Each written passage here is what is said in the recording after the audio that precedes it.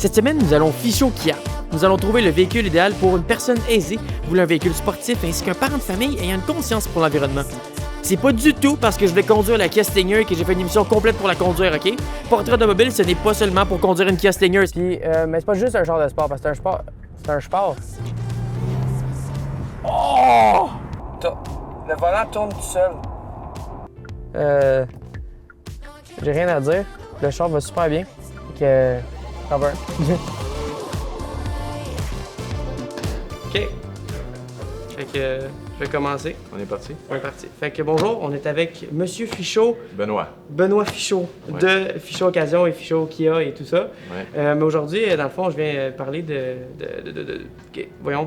personne qui chercherait un véhicule, une personne seule, une personne qui est concentrée sur le sport, la conduite dynamique, tout ça. Puis j'ai fait le tour de plusieurs concessionnaires, tout ça, puis chacun a des conseils différents. Mais mettons que quelqu'un arrive ici, cherche un véhicule qui a un petit peu de plaisir dedans, qu'il peut avoir, puis il y a le luxe qui vient avec aussi. Fait on parle d'un client qui recherche une performance, ouais. Une voiture performante, ouais. Sportive. Ouais. Chez Kia, on a quand même quelques véhicules, mais la voiture en général là, qui est pour avec une performance additionnelle, on parle de la Stinger. La Stinger, ouais. La Kia Stinger. Ouais. OK. L'avantage aussi d'une Kia Stinger, je commence, c'est qu'on l'a en version intégrale. OK, oui. Intégrale. Ben oui.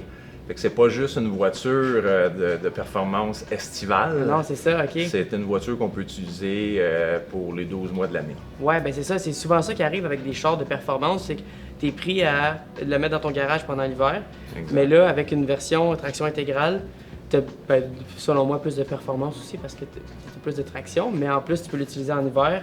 Puis au Québec, c'est assez important là, d'avoir un véhicule traction intégrale. C'est sûr qu'à la base, le Stinger, c'est une propulsion.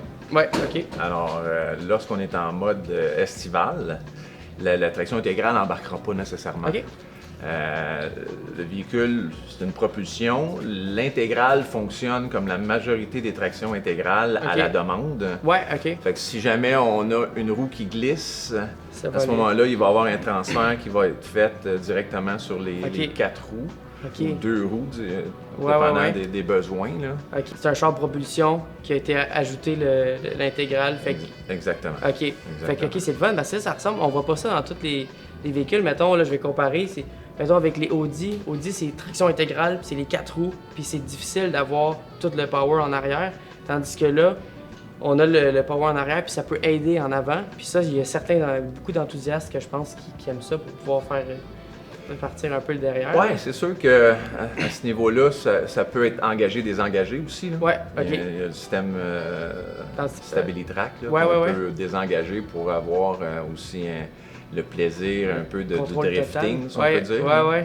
Mais bon, je sais pas si le client qui recherche une voiture de cette catégorie-là, dans cette braquette de prix-là, c'est vraiment le client pour le drifting. Oui, c'est ça, c'est à se demander parce qu'en plus, oui, c'est ça. Il y a une partie luxe aussi de ce char-là qui est plus comme, tu sais, ça serait pas un petit jeune qui va aller faire de la vitesse, qui va acheter ça, ça va être quelqu'un.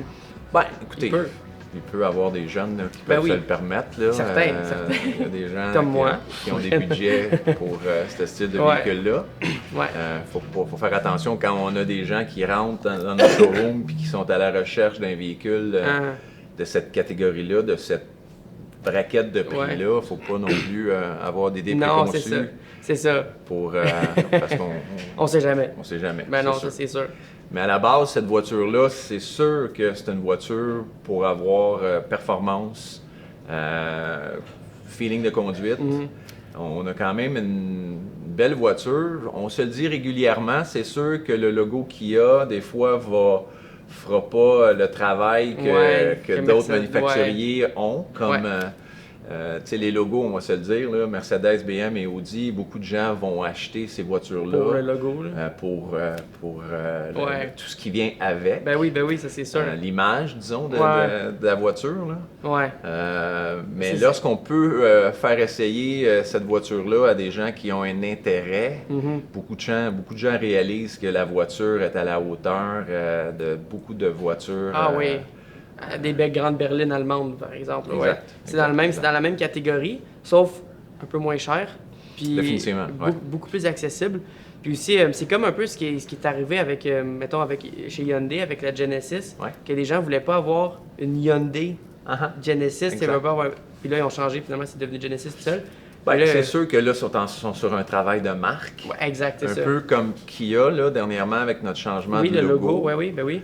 Ça l'a Je vais aidé. vous le dire, c'est sûr que c'est un effet monstre. Beaucoup de gens dont nous parlaient du nouveau logo. Ok. Puis même il y a des gens qui nous demandent à savoir si les logos sont disponibles pour avoir sur leur, Leurs anciens sur véhicules. leur ancien Ah, ouais. véhicule. Ouais. Puis les logos sont quand même discrets. Mhm. Ça, c'est une chose que Ouais. je pense que Kia, Compris. Kia veut. Ouais, ok. Pour cette, tu sais, veut rester discret avec les logos Ouais. de Kia, justement, pour créer un peu Le questionnement. oui, Ouais, ben oui. Mais c'est comme, l'intérêt de la voiture. Oh, beaucoup trop vite, beaucoup trop vite. Ouais, c'est ça. C'est un genre pour les enthousiastes. J'ai toujours considéré qu'acheter une voiture, c'est un peu acheter un tout. Ouais. T'achètes la voiture, t'achètes le service en même temps. T'achètes un peu la marque aussi, t'as pas le choix. Là. Ben T'es- oui. C'est Faut comme. que t'aies une confiance au niveau de la Exact, marque. c'est ça. Définitivement. Moi, j'étais un fan fini de Toyota, mettons. Là. J'essaie de pas avoir de billets. Mhm. Ouais. Mais là, j'ai conduit des Hyundai, je fais conduire des Kia, puis ça commence à changer. Là. Ben, je vais te le dire, c'est sûr qu'on travaille à aller chercher une réputation, à aller chercher une fiabilité, à aller chercher la confiance de la clientèle, parce que aujourd'hui, c'est un peu ça. Les gens vont magasiner, ils vont entendre parler d'un produit. S'ils ont moindrement des doutes sur la fiabilité des produits, C'est ça. on les voit pas. C'est On ça, les voit exact. pas dans nos magasins. Ben oui, c'est exactement ça. Puis comme il y a une réputation qu'il faut créer, puis là, Kia puis Hyundai sont en train de créer. Puis surtout, Kia aussi qui sont en train de comme, créer de l'émoi avec des nouveaux véhicules, mettons comme le EV6, comme la Stinger, que ça, c'est un char que je comprends pas que personne n'en parle pas plus. Genre, Ouais, exact. c'est incroyable comme char. Puis que ça sorte de Kia, moi, ça m'a surpris quand c'est sorti en 2018, je pense, là, quelque chose de même. Puis Ouais. c'est Ouais. incroyable. C'est un marché qui est assez présent quand même qu'on voit. Puis là, ça permet de rentrer Kia dans une nouvelle ligue d'acheteurs. C'est exactement ça, mais des voitures comme ça, mettons de haut de gamme ou avec un target market qui est Ouais. vraiment petit, mais ce que ça fait, grosso modo, c'est que les gens regardent ces produits-là, puis ils vont probablement acheter d'autres choses. Ouais. Parce que, comme on dit, le Stinger ne fait pas. C'est pas pour tous Non, c'est ça. les clients. Ça là, reste un peu- nécessairement. C'est un marché très ciblé. Ouais, puis là. c'est cher aussi. C'est Ben, plus c'est cher. sûr que c'est dans des catégories quand même de 50 000 Ben, lorsqu'on c'est fait ça. l'acquisition d'un auto. Fait que, puis c'est une voiture aussi, tu sais, bon, c'est une voiture sport. Ben oui, ça fait que c'est pas pour tout le Tu peux monde, pas, c'est ça. tu sais, On n'en vendra pas autant qu'une Rio, qu'un VUS, mettons. Ouais, là. exact. On en conclut que pour quelqu'un qui aime ça, la conduite sport, qui est une personne seule, qui a un bon budget, qui vient au Kia. Une Seul, Kia t'as pas besoin d'être seul. Pas d'être seul, mais c'est dans les Nécessairement, personnages. c'est Oui, sûr mais justement, que- en plus, il y a de la place dedans, il y a 4 portes. Fait Oui, que- il y a 4 portes, il y a quand même un haillon arrière qui nous donne un volume. Puis lorsqu'on ouvre le haillon arrière, souvent les gens sont impressionnés du volume disponible Ouais. à l'intérieur de la valise, parce Ok. qu'on peut le considérer comme c'est un 5 portes, grosso modo. Ok, ben oui, ben oui. C'est un haillon qui ouvre, Ah, ben oui! qui donne un espace. Ok. Ok. C'est Ah, quand ça, c'est. même, Ouais, un oui. vélo rentre très bien dans, Ben, c'est ça.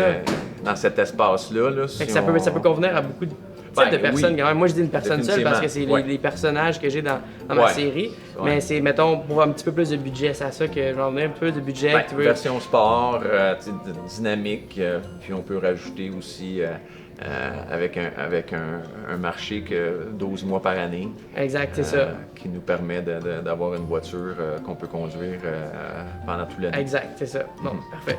Ben, merci Benoît. On va aller l'essayer, puis on va faire une conclusion. Ah, J'ai raté ma conclusion, mais c'est pas grave. De toute façon, je vais faire une transition pour l'autre entrevue. Tu veux-tu la refaire?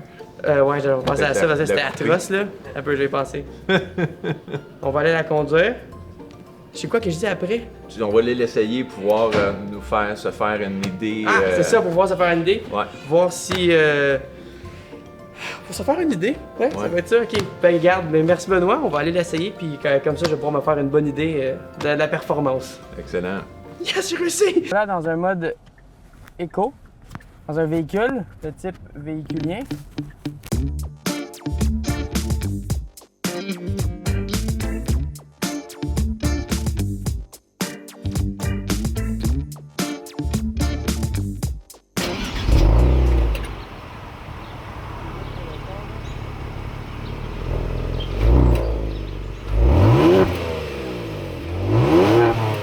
On est dans une Kia Stinger. Je vais fermer la fenêtre. Fait que là, la Kia Stinger, c'est un char de sport. Puis, mais c'est pas juste un char de sport, parce que c'est un sport. C'est un char qui est un petit peu, il peut être calme s'il veut pas être doux. Comme en ce moment, là, je suis en mode éco, là. Je suis bien. J'ai les bancs rafraîchissants, j'ai de l'air climatique qui me chaude dans le péteux. J'ai l'air climatique qui me chaude dans le dos. On est calme, on est peinard, on est bien, la suspension est confortable. Tout est paisible. Là, deux petits switches de drive mode. Un, on va se mettre en confort. Là, je sens que ça répond un petit peu plus. Mais là, mettons, j'arrive à un stop. Je pèse sur le frein. Ah, déjà là, je me suis mis en mode sport. Les bancs sont resserrés. Puis là, je peux mettre le pied sur le frein.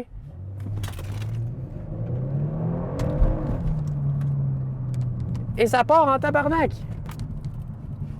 J'ai pas le temps d'expliquer ce que je faisais. Mais en gros, j'ai mis le pied sur le frein, dans le fond, puis le pied sur le gaz. Ça s'appelle du launch control.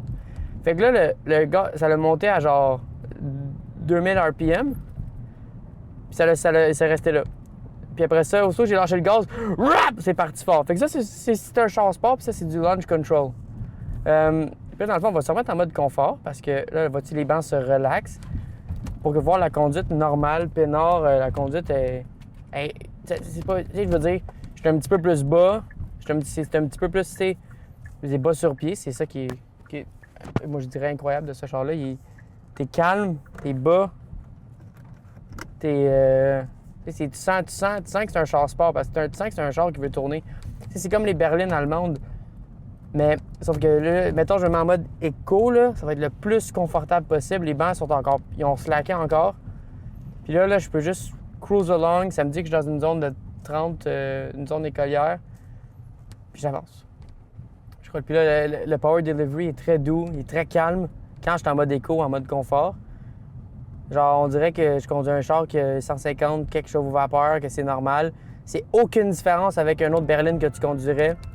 Genre, je pèse sur le gaz, ça l'avance, puis c'est tout. Là. On dirait pas que c'est quoi que ce soit d'autre. Là. Parce que t'es juste... C'est calme. J'arrête pas de dire que c'est calme. Ma gueule. OK, par contre, là, on va rentrer sur une autoroute. Fait que je vais y aller doucement parce que j'ai mon collègue qui me suit en arrière. OK. Puis là, on va tourner sec, voir ce que ça donne. Est-ce que ça...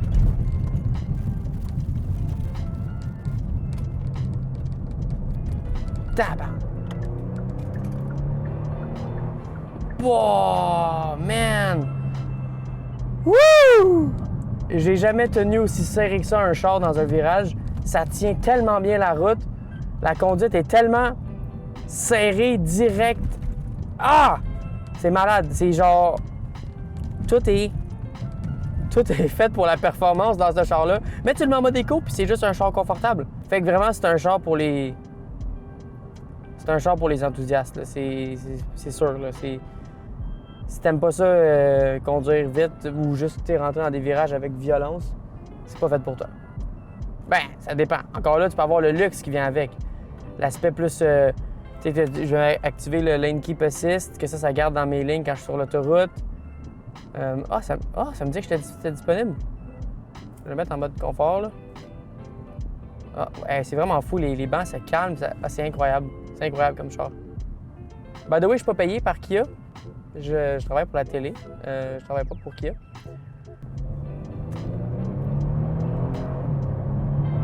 Oh, beaucoup trop vite. Ouais, c'est ça. C'est un genre pour les enthousiastes de la conduite. Là. C'est sûr, c'est ça. La conduite est incroyable. La visibilité arrière est pourrie. Par contre, là, on voit que dalle. On voit vraiment, vraiment mal. Surtout quand t'as le banc dans le milieu qui est levé. L'habitacle est incroyable. Il y a du non, il y a du l'intérieur est super. Genre, il n'y a pas de choses qui reflètent, à part le center console.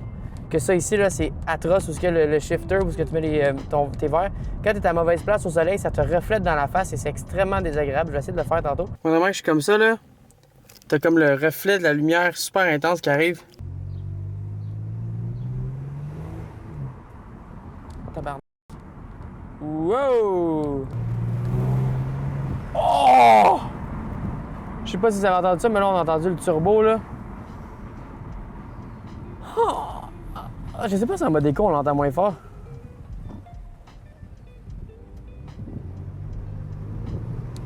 Ah ouais, on n'entend rien. Hey, il y a une grosse différence de son. Être pogné derrière une Honda Odyssey. Ah!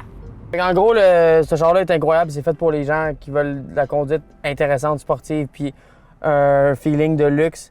Ce qui est le plus impressionnant, c'est que ça peut tout faire. C'est que ça t'as le choix. C'est ça qui est malade. Fait que j'en veux un. Suite à ce test véhiculien incroyable qui va rendre les prochains chars très plates à conduire, nous allons parler d'un véhicule pour une famille. Nous revoilà, puis là on va parler, mettons, il y a un client qui rentre, puis que c'est un parent, puis d'une belle petite famille en banlieue qui cherche un véhicule, mais qui a un petit peu une conscience pour l'environnement. OK. Mettons. Il y a beaucoup de choix pour ça, j'imagine, ici. Ben quand même, je pense que Kia est quand même un manufacturier qui va offrir des voitures hybrides plug-in et même électriques. Ouais. On a quand même beaucoup d'informations présentement là, du manufacturier qui nous indique qu'ils veulent vraiment nous offrir des produits qui seront disponibles dans le futur. Je ne vous cacherai pas que présentement, la disponibilité de ces voitures-là est quand même compliquée. Ouais. C'est pas des voitures qu'on peut avoir dans des délais de 2 à 5 mois d'attente. On n'est pas encore là avec ce genre de véhicule-là. Ouais. On a 3 technologies qui, souvent, lorsque les gens nous rentrent et nous posent des questions sur les technologies, soit EV, soit PHEV ou soit HEV. On va essayer de l'expliquer brièvement, là, mais le HEV, qui est considéré comme le Hybrid Electric Vehicle, c'est un véhicule qui a un moteur à gaz, souvent plus petit que le moteur à gaz normal dans une voiture à gaz. Comme dans nos véhicules, on parle d'un 1.6 turbo et qui est jumelé à un moteur électrique qui est aidé d'une batterie. Dans les cas du HEV, la batterie est plus petite. Alors, elle, ce ça va faire, c'est qu'elle va être un support à ton moteur à gaz et elle va travailler dans des conditions de basse vitesse. Plutôt en ville. Sur l'autoroute, lorsque la vitesse constante, lorsque c'est probablement le moteur à gaz qui va fonctionner. Exactement. C'est que dans le HEV, on n'a pas de plug pour recharger la batterie. C'est le moteur à gaz qui sert de génératrice, si on peut dire, pour recharger l'énergie dans la batterie. Et lorsqu'on arrive dans des conditions, soit d'accélération agressive, vu que le moteur est plus petit, le moteur électrique va l'aider. Les 2 moteurs vont travailler ensemble pour donner une accélération qui est correcte, dépendant de la grosseur du véhicule. Et il va aussi travailler plutôt en basse vitesse. Quand on arrive en ville, qu'on marche à 50 km/h ou dans le trafic, c'est sûr que là, la batterie va embarquer plus régulièrement pour donner une économie d'essence. On peut parler peut-être de 25 %, je vous dirais, là, de différence entre un moteur à gaz et un moteur hybride, de moins d'économie. Si on peut parler d'économie, à peu près 20 à 25 % d'économie. Ce qui est correct. Puis t'as encore, parce qu'il y a beaucoup de gens, les gens me demandent pourquoi je prendrais un PHEV au lieu d'un HEV. Ben, ça prend, premièrement, un PHEV, ça te prend une place pour te brancher. Ça c'est sûr. C'est la première chose. Fait que c'est sûr que si on vit en condo, si on vit en appartement, puis on n'a pas vraiment d'espace pour brancher notre voiture tous les soirs, le PHEV, des fois, On peut pas vraiment aller se brancher dans une borne. Là. Non, c'est ça. C'est, Puis, la batterie, est-ce qu'elle se recharge avec le moteur quand même un peu? Elle va se recharger, le PHEV, elle va se recharger aussi par le moteur. Okay. Mais la différence entre le HEV et le PHEV, c'est sûr que lorsqu'on est plugué le matin et on part full charge, on a, tout dépendant des véhicules, là, 40 à 50 km d'autonomie. Ouais, okay, dans notre cas, le Sorento et le Sportage ont 50 km d'autonomie. OK. Et c'est une autonomie qu'on peut utiliser lorsqu'on le veut. Ouais. Il y a un bouton, on peut le mettre en mode EV ou en mode HEV. OK. Fait que si on part le matin puis on doit faire de l'autoroute pour se rendre à notre travail, on peut utiliser le HEV à ce moment-là parce qu'on roule sur l'autoroute à un litrage moindre. Ouais, c'est ça, exact. Et garder notre autonomie de batterie pour le stop and go lorsqu'on rentre dans la ville. Oui, dans la ville, c'est ça. Fait que ça, c'est une possibilité de le faire là, avec le PHEV. Ben oui. Là. On peut peser sur un bouton. Dans le PHEV, ben, on a le Sorento, mais disponible, c'est un gros... Oui, c'est ça. Mais mettons, le Sportage, c'est le 2023 qui va être disponible, lui, ça. le 2023, devrait sortir en mode PHEV en printemps 2023. OK, c'est ça. Ouais. Mais encore là, on a déjà des commandes ben oui, c'est ça. dans le système. Fait que si les gens viennent aujourd'hui, on peut s'attendre à 1 an et demi environ d'attente. OK. Puis ça, c'est sur toute réserve. Là, c'est ça, on sait pas. On manque d'informations aujourd'hui. C'est sûr. Des fois, ça nous fait mal paraître. Là. Ouais, certain. Des fois, c'est pas tout le monde là, qui s'assoit dans un véhicule, un PHEV, puis qui va aimer la conduite. Non, c'est ça. T'sais, on a des gens qui encore veulent avoir du vroom-vroom. Là. Ouais, ben c'est ça. Ils veulent avoir là, on conduit un PHEV ou un HEV d'une façon différente. On le conduit pour sauver de l'essence, on va dire. Puis pour se rendre du point A au point B. Définitivement. Le moins de friction possible. C'est ça. Ouais, c'est sûr que des fois, les gens qui étaient habitués au V6... c'est ça. Ils vont être un peu déçus d'avoir... La conduite est différente. Absolument, c'est sûr. D'avoir un 1.6 litres turbo avec une batterie, c'est différent qu'un V6. C'est un peu différent. C'est sûr. C'est sûr. Ouais. La portée est la même. La conduite est la même. Mais c'est ça. Ouais. C'est le... Ah! Ben oui, c'est sûr que c'est le prix à payer, là. Genre, le torque, c'est encore drôle parce que la batterie, la batterie, c'est très, très puissant, une batterie. Fait qu'au niveau du démarrage, c'est pas ça qui est vraiment le problème. Non, c'est souvent le feeling de conduite, puis le son. On n'a pas. Le son, ça se remplace pas, là. Non, c'est ça. C'est ça. Ouais. Bon, ben, merci beaucoup. Là, j'en conclus que PHEV, c'est la façon... c'est vers là qu'il faut se diriger. Écoutez, le PHEV, moi, personnellement, si j'ai un véhicule à conseiller, c'est sûr que c'est quand même... Ça nous donne une autonomie qui est intéressante. Ouais. Et même, à un moment donné, on va faire un voyage de longue distance, on peut mettre du gaz. Oui, c'est ça. Par contre, c'est la disponibilité présentement. Ça, c'est le problème qui revient avec tous les véhicules, tous les concessionnaires. Ouais. À ce moment-là, j'étais nerveux. Je sais pas pourquoi, parce que l'entrevue se passait très bien. Mais j'ai hésité parce que je savais pas si je devais conclure et comment. Alors, j'ai fait des sons. Fait que, OK, ben regarde, moi j'ai... Je vais aller l'essayer, le Sorento PHEV. Je suis bien curieux de voir comment il se conduit. Ouais. Puis, merci énormément pour ces 2 entrevues-là puis pour la possibilité d'essayer les véhicules. Excellent. Fin de l'entrevue. Merci. Hein? Ça, c'est une bonne conclusion. Merci. Oui, ça, c'est une bonne conclusion. Maintenant, oublie pas de brancher ton micro, là. C'est mon micro? Ah, t'es pas sérieux?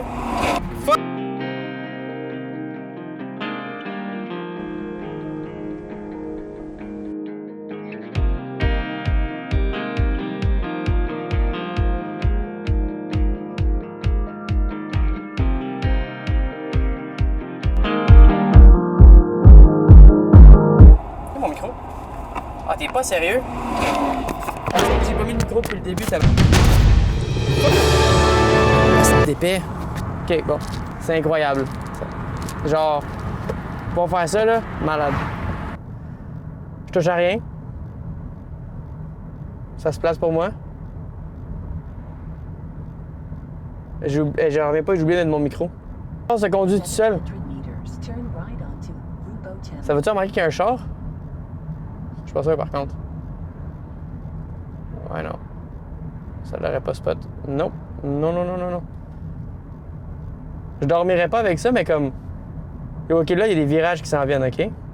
On va voir ce que ça va donner. Ça me dit de tourner à droite, OK?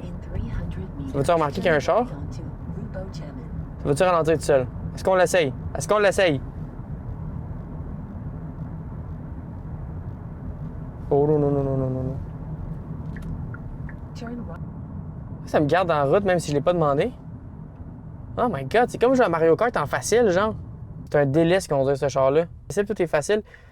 La seule affaire que j'aime pas, c'est qu'il y a des boutons qui sont... C'est pas des vrais boutons, genre, c'est des touches. C'est un peu de la grosse merde. Comme quand tu conduis, tu veux pas avoir à regarder où ce que tu touches. Tu veux juste avoir dire, OK, je touche là, je sais que ça fait ça, puis tu glisses ton doigt, puis là, j'ai aucune idée sur quoi je pèse. C'est... En tout cas, c'est cool. C'est cool. Je pensais pas que j'allais dire que j'aime autant les Kia, mais genre, j'adore les Kia, là. Incroyable. Par contre, il n'y a pas de façon de savoir quand tu es en électrique ou pas. Ah oui, je suis un peu con, en fait. La conduite est fantastique. C'est doux, c'est calme, j'ai rien besoin de faire. C'est peinard. Je peux mettre en mode électrique facilement. L'infotainment est clair. Le gaz est à bonne place. L'infotainment, c'est là, en fait. Le gaz est à bonne place. C'est facile à suivre. J'ai rien à dire. Le char va super bien. Autant que j'ai adoré la Stinger, ça, c'est un char que tu peux vivre avec tous les jours, là. Genre, on est confortable là-dedans, là. Il y a 1000 km dessus. Ouh. Je pensais qu'après avoir conduit une Kia Stinger, j'allais trouver tous les prochains chars plates à conduire. Mais ce n'est pas le cas, parce que la Kia Sorento a été incroyable à conduire. Un délice. Oui, moins sportif, mais un délice à conduire quand même. Kia est très surprenant. Plus luxueux que je pensais et aussi beaucoup mieux qu'avant. Avant, je n'aurais jamais recommandé une Kia à quelqu'un. Ça, c'est la preuve que je travaille pas pour Kia puis qu'on n'est pas payé par Kia. J'aurais jamais recommandé une Kia. Mais avec les tests que j'ai faits aujourd'hui, je peux dire que ces deux véhicules sont de très bons choix.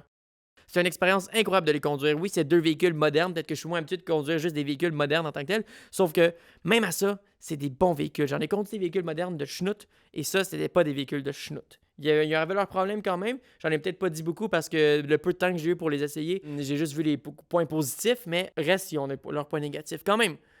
Mais, de ce que j'ai vu, c'était incroyable. Tabarnak!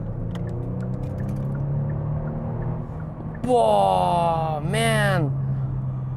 Wouh! J'ai jamais tenu aussi serré que ça un char dans un virage. Ça tient tellement bien la route.